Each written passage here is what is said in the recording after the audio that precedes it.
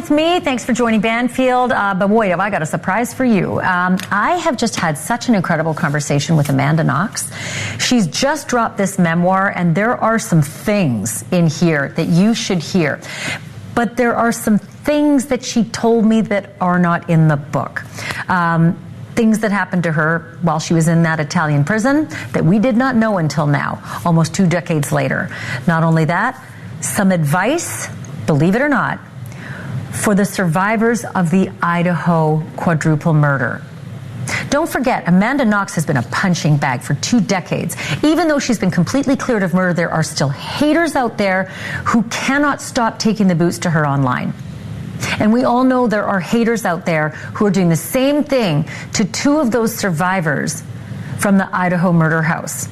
Amanda Knox has some advice for those 2 survivors, and it is so fascinating because she's been through it and she knows the path. So we're going to talk about that tonight. Also, how she's reconnected with the prosecutor in her case. It is an incredible relationship that they have developed. All that's coming ahead. And then also, it is normal to snap selfies when you're on vacation in beautiful locations. It's also normal to snap selfies with the one you love. It is not normal to throw that one you love off a cliff. That's the allegation tonight. That this beautiful couple, apparently not exactly as they appear in photos. The allegation is that in Hawaii, this pair, professional, well-to-do, living in Hawaii and vacationing on another island, took a hike, and ultimately she ended up at the bottom of a cliff with her head bashed in with a rock. She survived, and he went on the run. But he's been arrested. I'm going to tell you the entire story, peel back all the layers of those very beautiful photos that they show on Facebook. And then there's this. Cops really never know what they're going to get when they answer a 911 call, right? It could be anything. It could be a bird up a tree, cat up a tree, or it could be a man with a chainsaw at a retirement home, which is what happened. And the video shows what the police encountered when they got to the retirement home. A man who apparently had a beef or thought he had a beef and wanted to see his wife. Take a look at this. Hey, drop the chainsaw. Drop the chainsaw. Want a taser point. Oh my God. Hey, drop it. Yeah. Here's a hint. He didn't. He kept on starting it and then went for a run through all of the residents, some of them in wheelchairs, unable to move. You're going to see on the body cam 2 different perspectives how they brought that to an end, and it is harrowing to say the least. Let me start here, though. It's been almost 20 years since a young American student studying abroad was thrown into an Italian jail cell and accused of murdering her roommate. Almost immediately, Amanda Knox became a household name as the internet began to dissect her every look, her every move, arguably looking for all the things that made her look guilty. And it worked. Because between the internet and the flawed Italian prosecution, Amanda was convicted of that murder, and she was jailed. And it would be another 4 years behind bars before they realized their mistake and righted that wrong. Amanda, let's be clear, was fully cleared of that murder, even though authorities tried to stick her with some minor technicalities afterwards. And although that should have been the beginning of an effort to reclaim her good name and her life, it was instead the beginning of a whole other journey that she had no idea lay ahead. Battling the stigma, the haters, the naysayers, and the obstinate trolls who refuse to accept the truth that she's not guilty. Amanda took pen to paper, and she's written all about the roadblocks that she never expected in her new memoir, Free, My Search for Meaning. Sprinkled throughout the book, anecdotes of what happened to her in that Italian prison, and let's just say it ain't like America over there. Amanda Knox is an exoneree. She's a journalist, an advocate for media ethics and criminal justice, and she also co-hosts the podcast called Labyrinths. I spoke with Amanda just a few hours ago. This is your second memoir. Yeah. And this really focuses on some things I didn't think were going to happen. Okay. Okay, yeah. Being in the world of Neither crime, did I. Right? I can imagine. In my line of work, those who have been through the criminal justice system and have been treated unfairly don't really want to go back to that pool and dabble and find out why. But you did. You went back to the prosecutor who put you away, asking questions. Yeah. Tell me, A, why, and B, what'd you ask? Great question. And you're right. Everyone that I talked to in the lead up to doing this and making this decision, in the innocence community, my friends who are lawyers, my friends who are exonerees, my own family, everyone thought I was crazy. Everyone thought that I had a weird fixation on this, I had Stockholm syndrome maybe, like I was clearly interested in this human being who had hurt me, and there was some understanding on the part of the exonerees that I talked to because they want to understand why this had happened to them, but they all told me, it's a losing game. Your prosecutor is never going to see you as a person. He's never going to admit that he's wrong, and you're just wasting your time. And I was afraid of that. Like, a part of me first reached out to him because I wanted to get in touch with him outside of an adversarial system where, as you know, like the courtroom can be a lot like politics where there are two sides and ne'er shall the two meet on any issue. And I felt like that sort of conflict made it impossible for him to see me as a human being. And as someone who was living with the consequences of being the girl accused of murder, the stigma of that, trying to make sense of that in my own life, the first question I was asking myself was why? Why is this my life?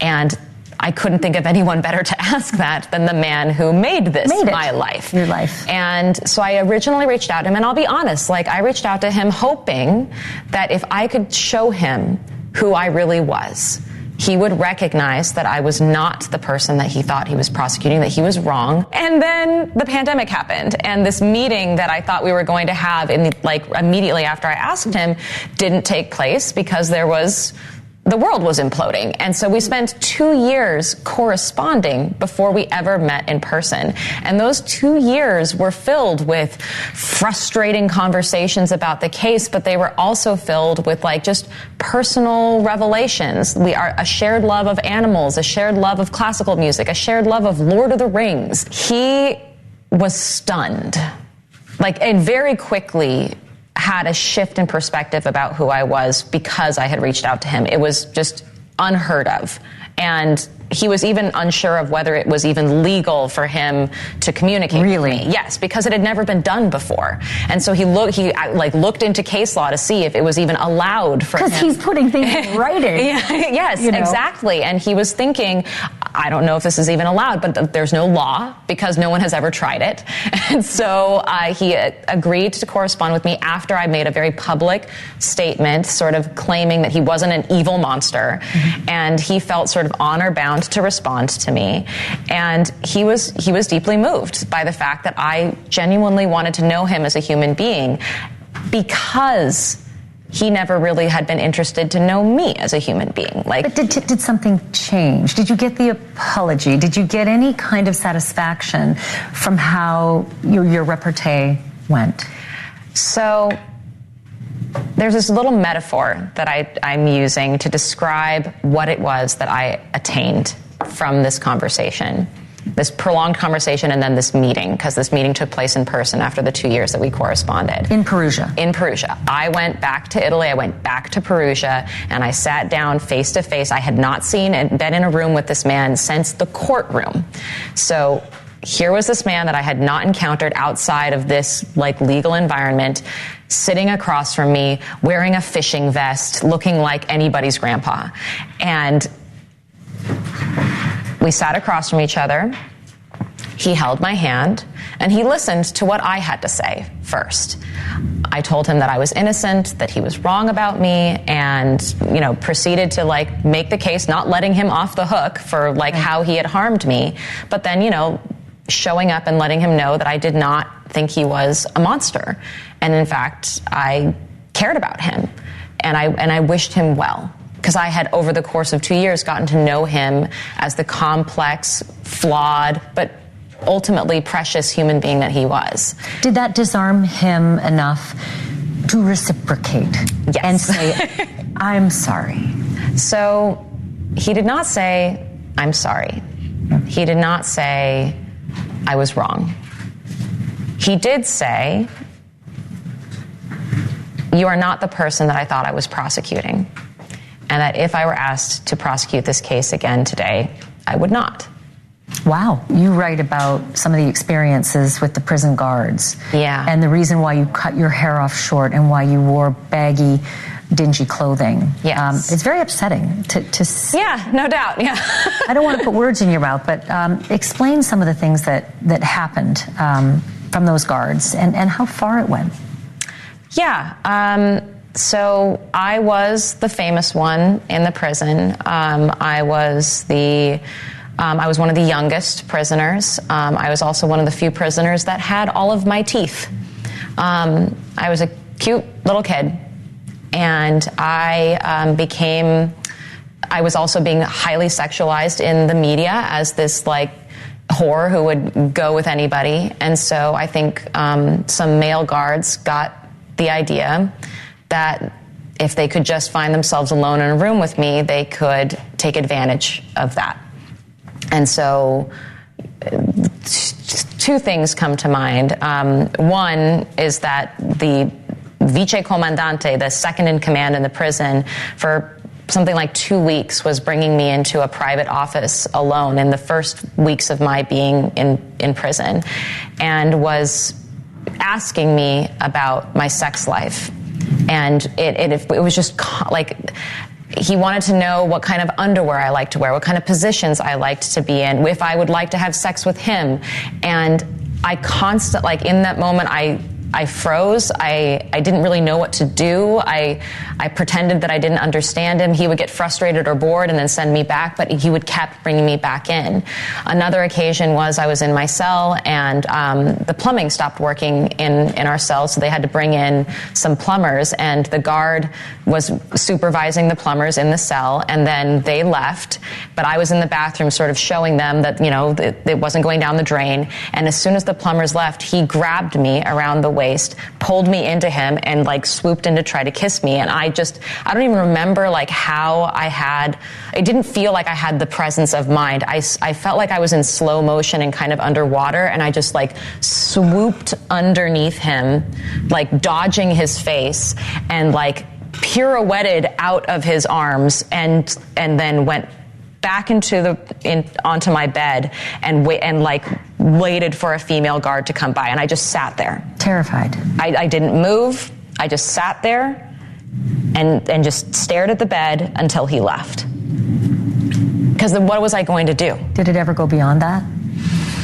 No, I mean, I was, stripped naked and photographed, but that was part of my process. That was part of the process. And I was routinely stripped naked in order to visit, like anytime I wanted to visit my family members. So like this whole process of prison, I don't know if you know, is like utterly degrading. It's very dehumanizing. Yep. And you lose everything. You lose everything. Your rights, everything. Absolutely. And so like I had to, once I was immersed in that environment, I had to, well, at first I felt like I was living somebody else's life by mistake.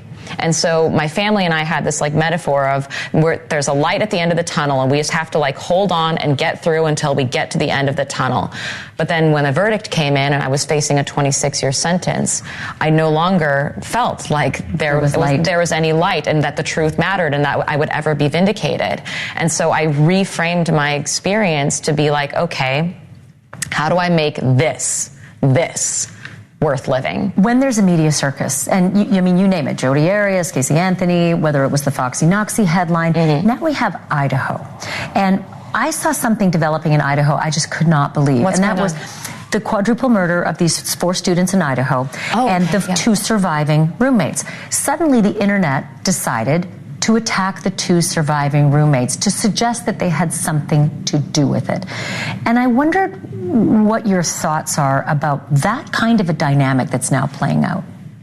Right, that if somebody's like, there's a sort of survivor's guilt by proxy, where if you have survived a crime, that must mean that you must be involved with it, because how otherwise might have you survived it? That I find that deeply, deeply troubling. That like, not only have they been utterly victimized by this experience, but now they are being suspected merely because they are they're in the play, they are victims of the crime. They're physically present. Like, that's insane. And it's very similar to my case where, like, I lived in that house. That's what the prosecution could prove. But they immediately latched onto this idea that it was a conspiracy, that it wasn't the break-in that it seemed, and therefore the roommate has to be involved.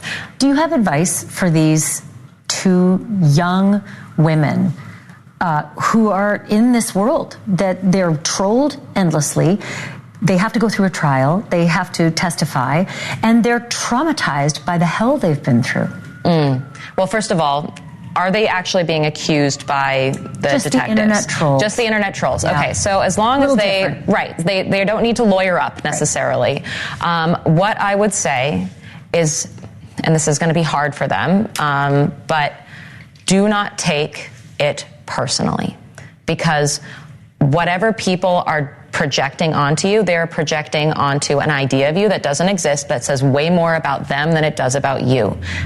Protect yourself. And you know what? Like, you don't have to engage with the online. It really doesn't matter. It isn't a part of who you are. It is in the sense that, like, our reputation matters because it allows us, it's like a bank account. It's how we can navigate the world.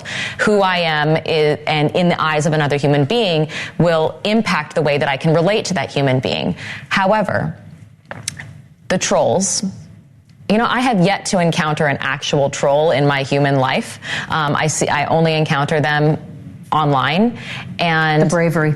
I know, right? The bravery of it. Right. And I mean, you know, but there are people out there who will threaten your life, and so you don't know, so you have to live in a constant state of paranoia. Obviously, like, keep track of that. Get yourself a victim support person. Go to the FBI and have them track it. Like, all of that. I had to go to the FBI and do that when somebody was sending me very, very explicit death threats, and they went and knocked on his door and were like, hey, I guess you have freedom of speech, but you might want to knock it off because we're paying attention to you.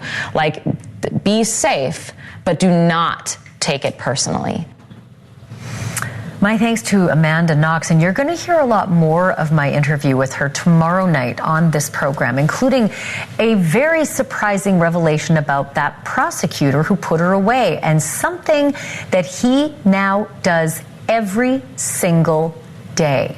Plus, what happened to Amanda when she returned to the crime scene in Italy years after her trial, and how Harry Potter helped her to survive prison. All of that tomorrow night. Make sure you join us. And still to come tonight, the prison thing in America that people don't talk about much.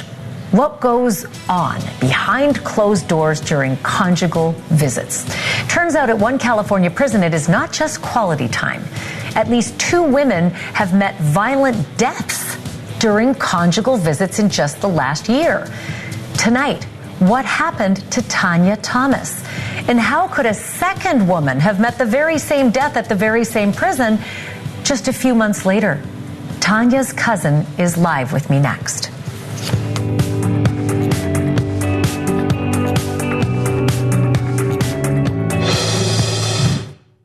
Thanks for listening to NewsNation on the Go. I'm Chris Cuomo. This is America's fastest growing cable news network, delivering fact-based, unbiased news from all sides.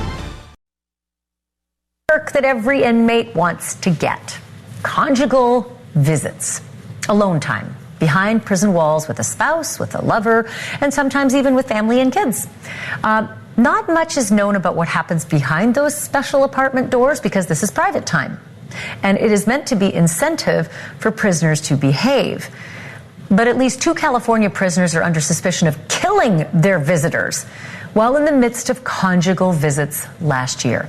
If you were with us last night on this program, you heard the story of Stephanie Stevie Dowles. Stevie was visiting David Brinson, a man that she had actually married behind prison walls. Last November, Stevie was strangled while on that conjugal visit. Months later, David Brinson has yet to be charged, and her family is only now getting information about how she died. And if that is surprising, maybe it shouldn't be. Because just 4 months before Stevie was killed, Tanya Thomas died in nearly the same way on a conjugal visit in that very same prison. Last summer, Tanya drove 3 hours to the Mule Creek State Prison for a conjugal visit with convicted felon Sean Curry. Curry's a violent carjacker and attempted murderer. And though Tanya shared a child with him, her family and her friends had no idea that they had secretly married. Curry was serving 34 years to life for shooting a 19-year-old woman in the head and then dumping her at a truck stop. She was permanently blinded and partially paralyzed from that attack. But despite all that, Tanya still took him back. Tanya's conjugal visit with Sean was scheduled for July 1st at Mule Creek. At that prison, the visits can last up to 40 hours for inmates. But by 6 a.m. the next morning, Tanya Thomas was dead. Curry told the prison officials that Tanya just didn't wake up. But months later, the coroner said something else, that Tanya had actually been strangled. And it took until last week, a full 9 months later, for Sean Curry to be charged with murder. And again, even though Tanya died in July, 4 months later, Stevie Dowles was killed during her conjugal visit to an inmate who was serving 4 life sentences at Mule Creek. I'm joined now exclusively by Janine Rojo. She is Tanya Thomas's cousin. Janine, thank you so much for agreeing to talk with me on the program tonight. And I'm very sorry that you and your family are going through this loss, especially with this compounding story that this happened twice. When and how did you learn that Tanya had died? Well, first of all, thank you for giving us this spotlight to air our story. It's very tragic. So she died on July 1st of 2024. However, her son did not get the phone call that she died until the very next day, July 2nd. So we did not know until the next day that she passed away. And she was, as I understand it, Janine, more like a sister to you. Did she ever mention much about Sean Curry? I mean, that she'd even been talking with him, let alone secretly married him? She definitely did not let us know that they got married and that they were intimately involved the past few years. However, because they do share a son together, he has been in contact with her since he's been in jail for the past 25 years. So we were used to them talking here and there on the phone, but we did not know that they ended up getting married and were planning on if he was supposed to get out on parole in January 2024, we had no idea that they were planning on living a life together. So what did you know about him? And did you and the family think much about Sean Curry? So we've known him since high school. That's where we met. This was, I can't remember, but we were about 15, 16 years old. And we all had the same circle of friends. He was actually a really cool guy. I mean, he didn't show any red flags. He was kind of laid back demeanor, just like Tanya.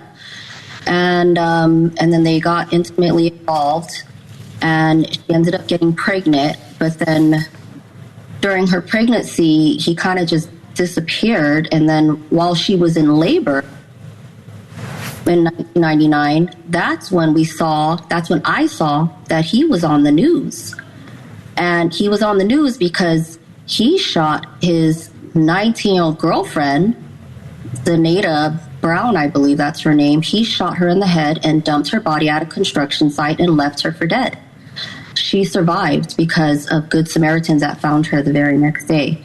But Tanya was in labor when all of this happened. And then after that, he was on the news again because they didn't find him. He was on the run and they were looking for him. That's why he was on the news. He was doing carjackings and robberies. I mean, he was just going crazy for about a week or two before they finally found him. And he's been in jail since 1999. So they share a 25-year-old child together now, Yeah. Did share. Is there some thought that Sean lied to her about having a parole hearing and maybe was dangling hope that he was going to get out, and that she may have actually set him straight on this conjugal visit, meaning I know that you don't have a parole hearing till 2027, and that maybe that sparked a conflict behind those apartment doors? So he was being truthful about the parole hearing that he had in January 2024. However, it got denied. And I heard from her best friend after she already passed away, because her best friend was the only person that she told anything to. The family was left out in the dark. Tanya didn't tell us anything because she knew we would not approve, and we were concerned for her safety as far as being in a relationship with him and him being out of jail. So the parole hearing, he got denied in January 2024, and it's my understanding that he told her to wait for him because he was up for another parole hearing in January 2025. However, Tan learned that he really was not up for parole, because if you look it up in the system, it's public information, that he had the date of 2027 for the next parole hearing. So we're not sure. We're kind of speculating at this point. We're thinking maybe she went there in July to kind of bid her farewells with him and let him know, hey, I'm not going to wait another 2-3 years for you. I've already a good 25 years, and if you're not going to get out, then I need to just move on with my life. This is what we're thinking. We may not ever find out what the reason was, but that's kind of what's... But, one thing you did find out, Janine, was that 4 months later, Stevie Dowles died during a conjugal visit with a dangerous offender. What was your reaction when you heard this, just 4 months after you lost your cousin? So when I found out, I heard about it on the news in November of 2024, but they didn't give a name and they did not give a cause because it's still under investigation. And I automatically knew. I said, whoever went there to visit, he killed her. And I know that's what happened.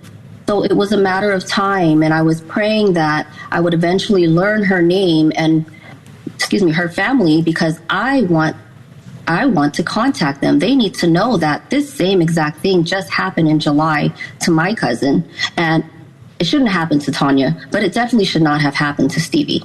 I mean, I agree with you there. I mean, it's just stunning to hear 2 women killed in 1 year at the same institution, both on conjugal visits. Janine Rojo, thank you so much for doing this. And again, my heart goes out to you and your family in your loss. Thank you for talking to us. Thank you very much. I appreciate this. And I do want to tell our viewers, the California Department of Corrections and Rehabilitation, we reached out to them and they gave us a statement about family visits. And let me read it for you. It says, CDCR family visits are a privilege, and incarcerated persons must apply and meet strict eligibility criteria to be approved. These visits are designed to support positive family connections and successful rehabilitation. CDCR follows established procedures regarding family visit security measures, including conducting regular counts during the visits, as well as inspections and searches when the need arises. But we did not get specific information about these 2 cases. Coming up after the break, there is kink, and then there's kink. Why would anybody pay someone to crazy glue boots to their feet for a turn-on? Why would anyone pay someone to wrap their mouth and nose in saran wrap? And why on earth would anyone pay $11,000 to be treated that way? Police in San Diego are asking those questions too. Oh, and one more. Did the dominatrix intend to kill her client? That story is next.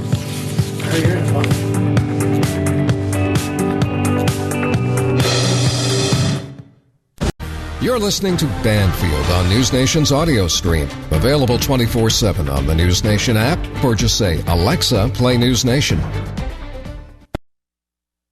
Admit it, we all do dumb things when we're drunk, but I will wager nothing dumber than what I'm about to tell you, and nothing more deadly. 56-year-old Michael Dale reportedly had a blood alcohol level of more than 4 times the legal limit when he decided to get kinky with an adult escort.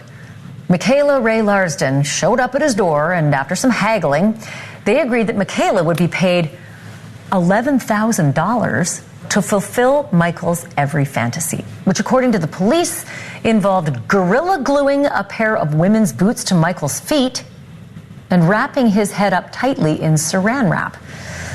According to an affidavit, Michaela took video of the encounter for her OnlyFans page, video that showed Michael Dale lying on the ground, his head covered in saran wrap and duct tape and a plastic bag, and that video lasted 8 minutes. When Michael became unresponsive, Michaela eventually called 911, and when the cops arrived, they found her performing CPR. But it was a little too, or was it was too little, too late, because Michael Dale died a few days later in the hospital. 2 years after that, Michaela has now been charged with murder. For her part, she insisted that she'd never done this kind of fetish work before, and that she's just a mother of three who simply ran a live adult entertainment service with her husband. Joining me now is Clara Harder, breaking news reporter for the Los Angeles Times. Clara, thanks so much for joining me. Did I get any of that wrong, just as the setup? Was all of that pretty much on point? Oh, yeah, you got that completely correct in all the jarring, horrifying details. I mean, it is a bit shocking. Michael Dale had some pretty surprising requests. I kind of had to reread it twice to make sure it was really what... But walk me through what really happened after they agreed to the $11,000 and then began to engage. Yeah, so there was about 4 hours of fetish act performance that went on before she dialed 911. So she arrived at about 6 p.m. She told the police that he appeared pretty drunk when she arrived, but nonetheless, she continued to fulfill these wild fantasies, as you mentioned, gorilla gluing a pair of women's boots onto his feet. Another one was wrapping him, quote, like a mummy in saran wrap. And then escalating to this point where she put duct tape over his mouth and a plastic bag over his head and suffocated him for 8 minutes. And what this case really hinges on is that final terrifying act. And, you know, per the text messages where they were discussing what he wanted her to do, you know, this was never something that was mentioned. Okay, well, that makes a little more sense if it wasn't part of the written plan. But what sparked the 911 call ultimately? He became unresponsive, so he passed out. So she dialed 911, and as you mentioned, she was performing CPR. But equally, she was filming herself for OnlyFans while he was unconscious, and those videos they found on her phone were taken just minutes before she dialed 911. Do we have any idea what her defense is at this point? Because if she's on video paying no attention to someone who's on the floor for 8 minutes, I mean, we all know what a plastic bag around your mouth will do after 8 minutes. It will kill you. Like, the level of recklessness just sounds unimaginable. What is she saying? Yeah, I mean, I haven't heard her words directly, but what I believe her attorneys may try to argue in court is for a charge of involuntary manslaughter, meaning that there was not intent to kill here, and that while he died, you know, there wasn't implied malice, and they'll probably, you know, lean heavily on the fact that he was requesting these various extreme fetish acts. I mean, prosecutors are not going to be wanting to hear that. They are arguing for second-degree murder charges, which means that she didn't necessarily plan this murder far in advance. It wasn't long premeditated, but that there was nonetheless deliberate intent to cause harm, and there's no way she couldn't have known what she was doing, which, you know, as you mentioned, if you put a plastic bag around somebody's head for 8 minutes, it's pretty clear something's going to go wrong. Yeah, I mean, that's the first thing we learn as kids, right? And it says it on the bags. Do not allow these things around children. So was the specific cause of death asphyxiation? Because I feel as though, look, I get it, Clara, this is a very kinky story, and I could see how it could become a media circus, but they seem to have cloaked a lot of these details behind, I'm not sure if it's gag orders, but we don't seem to be able to get access to a lot of this stuff. Yeah, I mean, I found it really hard to get this information. I tried to public records request the police department to get their report on the incident, and in the end, we had to send someone physically to the San Diego court to pull and copy the files.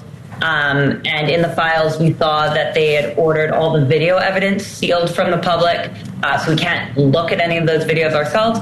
But I would really want to. But most of the information that's been reported on this is based on a 2-page police affidavit that they filed when they were asking to arrest her. And in that affidavit, they note that the medical examiner's office concluded the cause of death was complications of anoxic ischemic encephalopathy due to resuscitated cardiopulmonary arrest due to asphyxia. Which is a very complicated way of saying mouthful. That suffocated to death, and he died from lack of oxygen to the brain. Yeah, and I think that video, regardless of whether you or I want to watch it, that jury, if there is going to be one, is going to have to watch it because it probably speaks volumes about what was going on in those moments. Clara Harder, it's great to have you on. Thanks so much for doing this. Come back again. Clara Harder joining us tonight from the Los Angeles Times. Okay, so coming up, they are the epitome of the American dream. A beautiful couple on vacation in Hawaii, snapping selfies worthy of a Christmas card. But there was something lurking beneath the surface of those wholesome shots. Something that ended with one of them being thrown from a Hawaiian cliff. That story's next.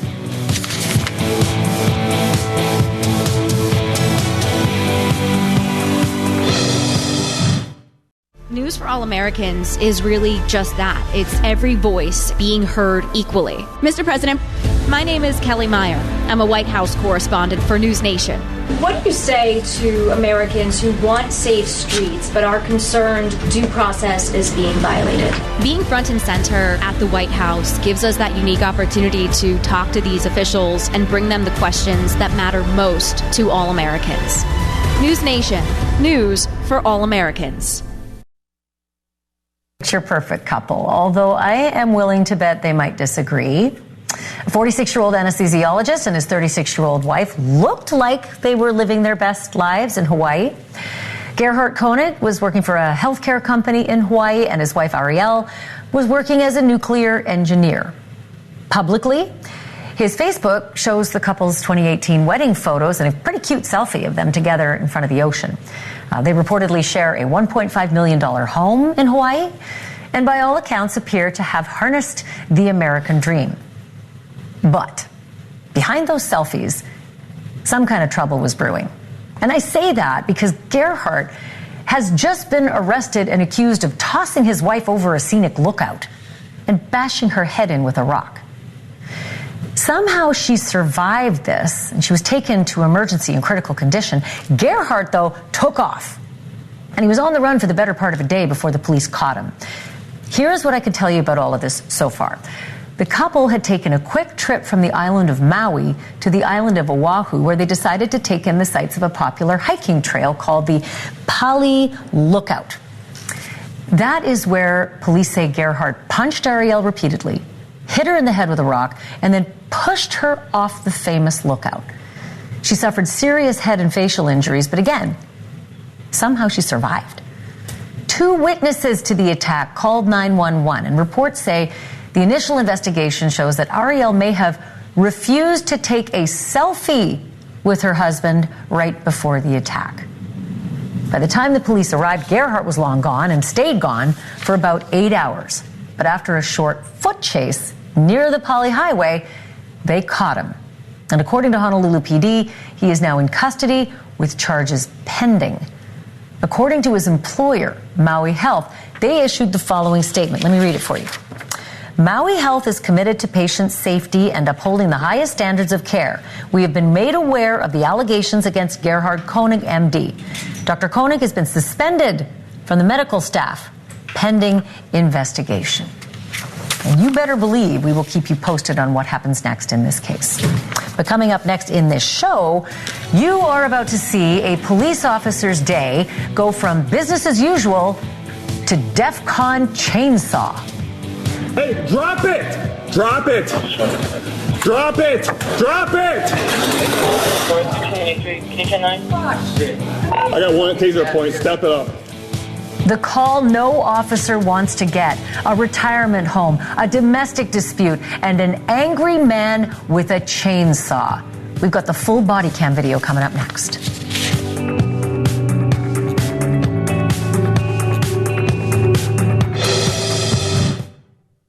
Thanks for listening to NewsNation on the Go. I'm Elizabeth Vargas. We're here for you 24/7 on the NewsNation app or on your Alexa. Just say, play NewsNation. Time inside a senior living facility, you know that you can see a lot of stuff, but what you don't often see is a man with a chainsaw demanding to see his wife. But that's exactly what people saw at the River Glen facility in St. Charles, Illinois a few months ago.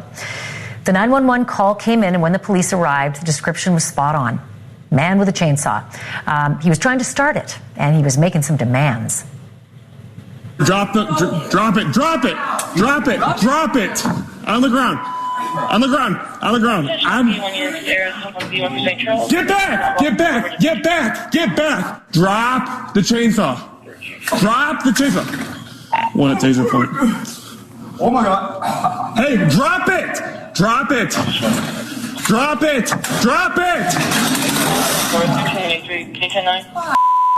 I got one at taser point. Step it up.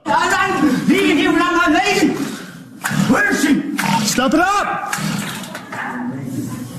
Where's my... Drop it. I just want my wife, man. I just want... Listen, man. I don't want to... Taser point. Taser. Hey. Where is he? Hey, right here. He's right here. Come on. Get him out. Come here. He's on the other side. Oh, shit.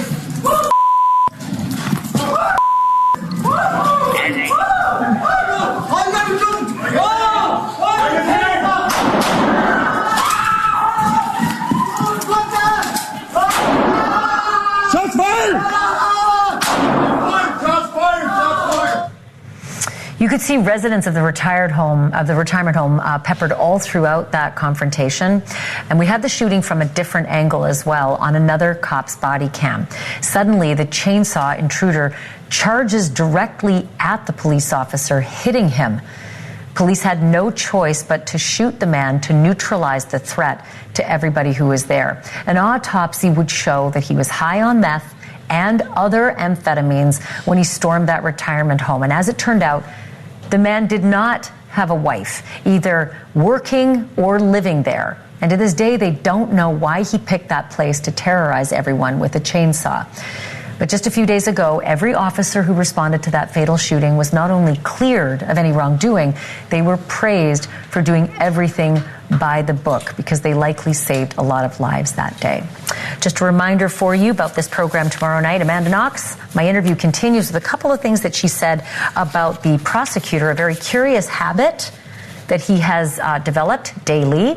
Not only that, how Harry Potter and Monica Lewinsky saved Amanda Knox. I'm not kidding. It's an amazing story. Join us for that. Also, my podcast, Drop Dead Serious, is up now. Great conversation with Brian Enton about the Idaho document dump. Lots on there. Meantime, stick around. Cuomo's coming up next.